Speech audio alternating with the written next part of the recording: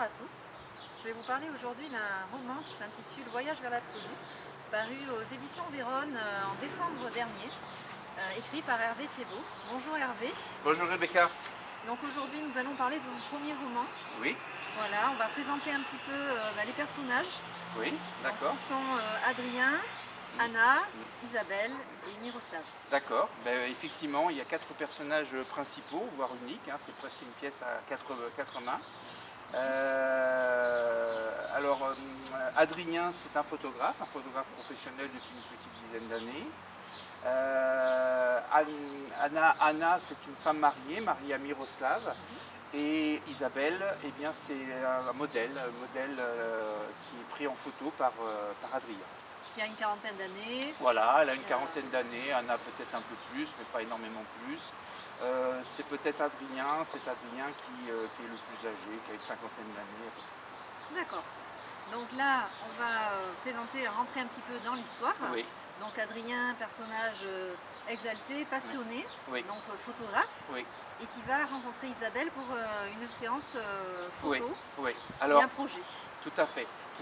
En fait, on a commencé par présenter les 4 personnages, mais l'objet de mon roman, alors effectivement, on lit un roman comme on le souhaite, bien entendu. Il n'y a aucun souci, il y a plusieurs lectures possibles. Mais en tout cas, moi, mon projet, mon fil conducteur, c'est la personnalité exaltée, qu'on va retrouver à 2 moments, dans 2 environnements très très différents.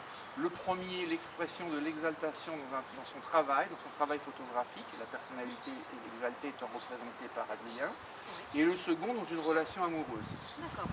Et en fait, planter le décor, effectivement, ça a pour objet de répondre à la question suivante.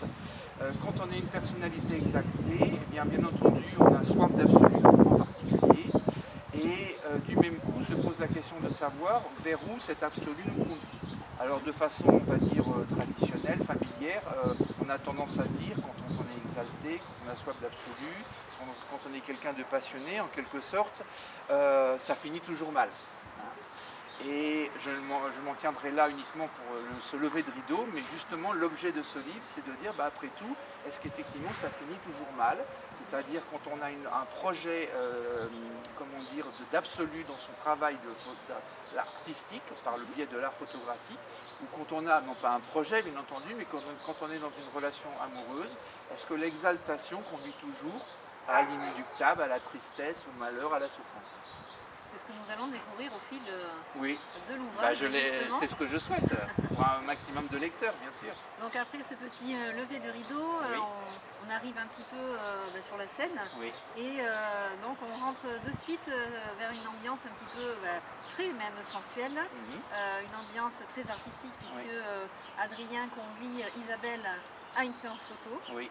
Donc là déjà c'est tout le projet qui est mis en place Oui. et on voit tout de suite le côté très passionné d'Adrien, très professionnel puisque voilà, c'est quand même une rencontre particulière, c'est le moins qu'on puisse dire, surtout pour la première fois, voilà. Surtout qu'il joue sur la surprise. Alors, ce que je n'ai pas précisé, et effectivement on peut le préciser maintenant, en fait, son projet artistique, il est quand même effectivement impossible à réaliser. C'est comment peut-on exprimer par l'art, quel qu'il soit, ici l'art photographique, comment peut-on arriver à exprimer l'expression du sentiment amoureux? C'est quasiment impossible.